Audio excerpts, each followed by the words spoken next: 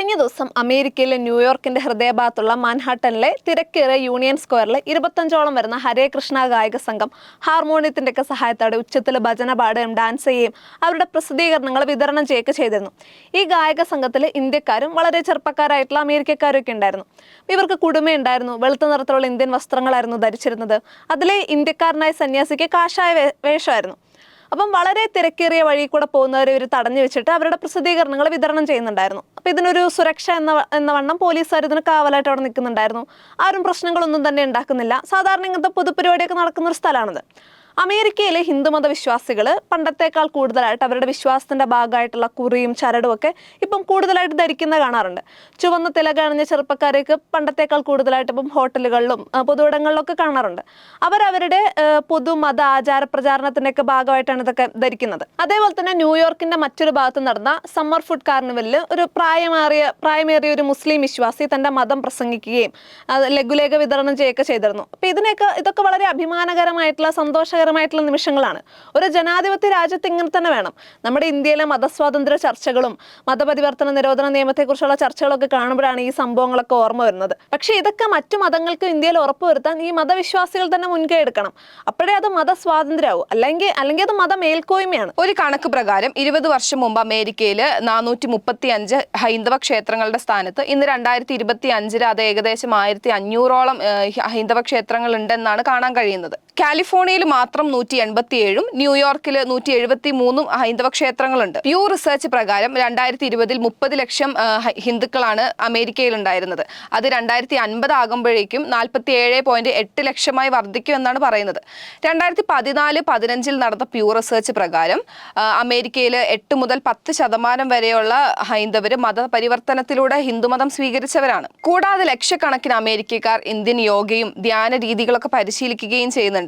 അതോടൊപ്പം തന്നെ international society for Krishna consciousness, Vedanta society, yoga and meditation movements തുടങ്ങിയ സംഘടനകളിൽ കൂടി ഹിന്ദുമതം പ്രചരിപ്പിക്കുകയും ചെയ്യുന്നുണ്ട്.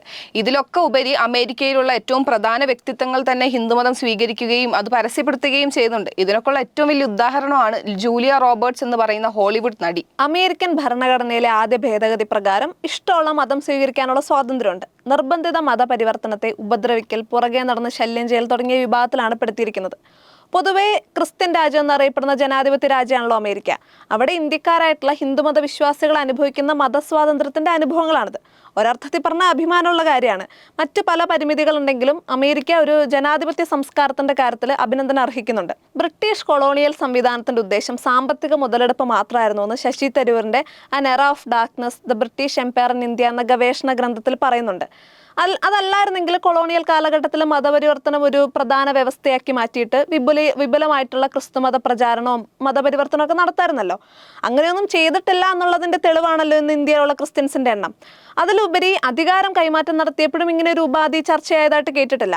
സ്വാതന്ത്ര്യ സമര നേതാക്കളെയോ അല്ലെങ്കിൽ അധികാരം ഏൽപ്പിച്ച നേതാക്കളെയോ ബ്രിട്ടീഷുകാർ മതം മാറ്റാൻ ശ്രമിച്ചിട്ടില്ല എന്നുള്ളതിന്റെ തെളിവാണ് നമ്മുടെ ആദ്യത്തെ പ്രധാനമന്ത്രിയായിട്ടുള്ള ജവഹർലാൽ നെഹ്റു അജ്ഞേയവാദിയും നിരീശ്വരനുമാണ് എന്നുള്ളത്. അതുപോലെ തന്നെ ആദ്യത്തെ മന്ത്രിസഭയിലും മഹാഭൂരിപക്ഷ ആളുകളും സവർണരായിട്ടുള്ള ഹിന്ദുമത വിശ്വാസികളായിരുന്നു. അന്ന് ക്രിസ്ത്യൻസിന് പ്രത്യേക ന്യൂനപക്ഷ പദവി നൽകിയത് അവർ വിദേശ മതക്കാരല്ലാത്തത് കൊണ്ടും പ്രത്യേക പരിഗണന അർഹിക്കുന്നവരാണ് എന്ന പരിഗണനയിലും ആയിരിക്കണമല്ലോ. പിന്നീടാണല്ലോ ഇതിനൊക്കെ മാറ്റം വന്നത്. 1-ാം നൂറ്റാണ്ടിൽ തന്നെ ഇന്ത്യയിലെത്തുകയും സമാധാനപരമായി ഇവിടുത്തെ മത സാംസ്കാരിക പരിസരവുമായി ഇണങ്ങിച്ചേർന്ന് ഒരു ഇന്ത്യൻ മതമായി തന്നെ തീരുകയും ചെയ്ത ക്രിസ്തുമതം കൊളോണിയലും വൈദേശികവും നിയന്ത്രിക്കേണ്ടതും പേടിക്കേണ്ടതുമായി മാറുന്നത് എങ്ങനെയാണെന്നുള്ള ചോദ്യം വളരെയധികം ഗൗരവമേറിയതാണ്. ഇന്ത്യൻ സ്വാതന്ത്ര്യത്തിൽ മാർത്തോമ ക്രിസ്ത്യാനികൾ പങ്കെടുത്തതിന്റെ ചരിത്ര വിശദാംശങ്ങൾ റൂട്ട്ലെറ്റ് പ്രസിദ്ധീകരിച്ച AB ക്ലാര എന്ന പ്രശസ്ത ഗവേഷകയുടെ Christianity in India, the anti colonial turn, India's non violent freedom struggle, the Thomas Christians എന്ന പുസ്തകത്തിലൂടെ അന്താരാഷ്ട്ര തലത്തിൽ തന്നെ ഇന്ന് ലഭ്യമാണ്. യാഥാർത്ഥ്യം ഇതായിരിക്കെ ജനാധിപത്യത്തിന്റെ മാതാവ് എന്നൊക്കെ അവകാശപ്പെടുന്ന ഇന്ത്യയിലെ മതസ്വാതന്ത്ര്യത്തിന്റെ അവസ്ഥ ഇതിന് കടകവിരുദ്ധമാണ്. ഒരു മതത്തിന് മാത്രം ഭരണഘടന സർവ്വസ്വാതന്ത്ര്യം കൊടുക്കുകയും ക്രിസ്തുമതം ഉൾപ്പെടെയുള്ള മറ്റു മതങ്ങൾക്ക് അത് നിഷേധിക്കുകയും ചെയ്യുന്നത് ഭരണഘടനാ വിരുദ്ധമാണ്, അനീതിയാണ്, ഇരട്ടത്താപ്പാണ്. അതിലുപരി മതം പരിശീലിക്കുന്നതും പ്രചരിപ്പിക്കുന്നതും ഒക്കെ കുറ്റകൃത്യമാണെങ്കിൽ അമേരിക്ക പോലുള്ള മറ്റു രാജ്യങ്ങളിൽ ഇത്തരം മതവിഭാഗങ്ങൾ എന്തുകൊണ്ടാണ് അതിനൊക്കെ ശ്രമിക്കുന്നത് എന്നുള്ളത് ചിന്തിക്കേണ്ടതാണ്. അവിടുത്തെ പോലെ തന്നെ ഇവിടെയും ഭരണഘടനാ പ്രകാരം അതിനുള്ള സ്വാതന്ത്ര്യവും അവകാശവും എല്ലാ മതങ്ങൾക്കും ഉറപ്പുവരുത്താൻ ജനാധിപത്യ രാജ്യമെന്ന് അവകാശപ്പെടുന്ന ഇന്ത്യക്ക് സാധിക്കണം. അല്ലാതെ അജ്ഞതയും മുൻവിധിയും അസത്യവും ചരിത്ര വക്രീകരണവും അടിസ്ഥാനമാക്കിയുള്ള മതവിദ്വേഷവും വിവേചനവും മനുഷ്യത്വ വിരുദ്ധമാണ്, ജനാധിപത്യ വിരുദ്ധമാണ്, ഇന്ത്യ വിരുദ്ധമാണ്. അതുകൊണ്ട് തന്നെ മതപരിവർത്തന നിരോധന നിയമം പോലെയുള്ള ഭരണഘടനാ വിരുദ്ധ നിയമങ്ങൾ പിൻവലിക്കാൻ ഇവിടുത്തെ ഭൂരിപക്ഷ നേതാക്കൾ തന്നെ മുൻകൈ എടുക്കേണ്ടതാണ്. അല്ലാത്ത പക്ഷം പഴയകാല കൊളോണിയൽ രാജ്യങ്ങൾ അവരുടെ ജനങ്ങൾക്ക് അവകാശവും ലിബറലിസവും നടപ്പിലാക്കുകയും കോളനിയിലെ ജനങ്ങൾക്ക് അത് നിഷേധിക്കുകയും ചെയ്തതുപോലെ കൊളോണിയൽ മാതൃകയിലുള്ള ഇരട്ടത്താപ്പും വഞ്ചനയുമാകും. അപ്പൊ ഇന്ത്യ ഇങ്ങനെ ആകാതിരിക്കാനുള്ള നടപടികൾ സ്വീകരിക്കുമെന്ന് നമുക്ക് പ്രതീക്ഷിക്കാം. നേരത്തെ പറഞ്ഞതുപോലെ ഈ സന്ദർഭത്തിലാണ് അതിലും വലിയ ജനാധിപത്യ രാജ്യമെന്ന് അവകാശപ്പെടുന്ന ഇന്ത്യയിലെ മതസ്വാതന്ത്ര്യത്തിന്റെ ദയനീയ സ്ഥിതി മനസ്സിലാക്കേണ്ടത്. 1 ഡസനോളം വരുന്ന സംസ്ഥാനങ്ങളാണ് വളരെ കാടത്ത രീതിയിലുള്ള മതപരിവർത്തന നിരോധന നിയമം പാസാക്കി സമാധാനപരമായിട്ടുള്ള മത കൂട്ടായ്മകളെ പോലും വലിയ കുറ്റകൃത്യമായിട്ട് കണ്ട് ശിക്ഷിക്കുന്നത്. മറ്റ് രാജ്യങ്ങളിലെയും മതസ്വാതന്ത്ര്യം ആസ്വദിക്കുന്നവരുടെ വിഭാഗത്തിൽപ്പെട്ടവർ ഇന്ത്യയിലെ മറ്റു മതങ്ങളെ അതിന് അനുവദിക്കുന്നില്ല എന്നുള്ളതാണ് വിചിത്രം. നമ്മുടെ നാട്ടിൽ എത്രയോ പേരാണ് അമൃതാനന്ദമയുടെ മഠം പോലുള്ള സ്ഥലങ്ങളിൽ ചേരുന്നതും ശിഷ്യത്വം സ്വീകരിക്കുന്നതൊക്കെ വിദേശികളാണ് കൂടുതലും. അപ്പൊ ഇതിലൊന്നും ആരും ഇടപെടാറില്ല. പക്ഷെ ചില മതങ്ങൾക്ക് ഇതൊന്നും അനുവദിച്ചിട്ടില്ല എന്ന് തരത്തിൽ പ്രവർത്തിക്കുന്നത് അനീതിയല്ലേ? മതാചരണവും പ്രചാരണവും പരിവർത്തനവും ഒക്കെ വ്യക്തി സ്വാതന്ത്ര്യത്തിന്റെ പ്രവർത്തനങ്ങളാണ്. അപ്പം അതിലൊന്നും സർക്കാരിന് ഇടപെടേണ്ട ആവശ്യമില്ല.